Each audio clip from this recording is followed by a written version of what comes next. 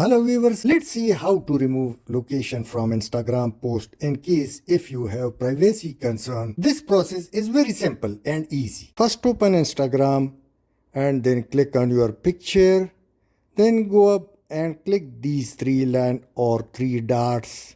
Come down and click your activity.